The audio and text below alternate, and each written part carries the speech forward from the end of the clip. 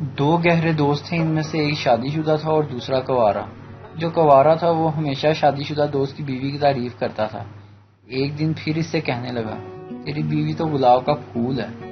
شادی شدہ نے تنگ آ کر کہا، بالکل ٹھیک کہتے ہو، خوشبو تم کو آتی ہے، کانٹے مجھ کو چبھتے ہیں۔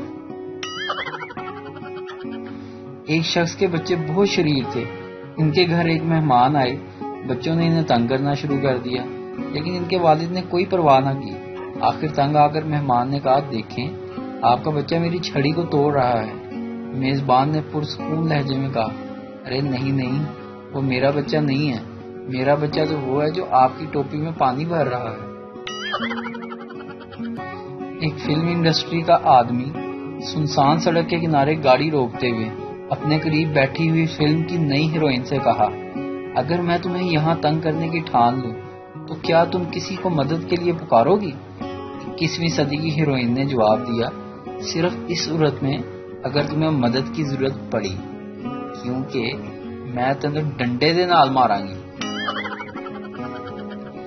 ایک تیز و ترار نرس نے اپنی سہیلی سے کہا، پتہ ہے سمینا، جب اس شخص نے میری عمر پوچھی تو میں عجیب الجھن میں مبتلا ہو گئی، فیصلہ ہی نہ کر سکی کہ میں 24 کی ہوں یا 26 کی۔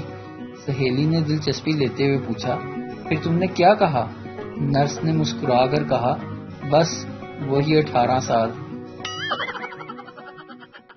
پٹھان ایک لڑکی کو مسلسل دیکھے جا رہا تھا۔ لڑکی نے غصے سے پوچھا، کیا دیکھ رہے ہو؟ پٹھان، ہم دیکھ رہا ہے کہ اگر تم ہمارا ماں ہوتا تو ہم بھی بہت خوبصورت ہوتا۔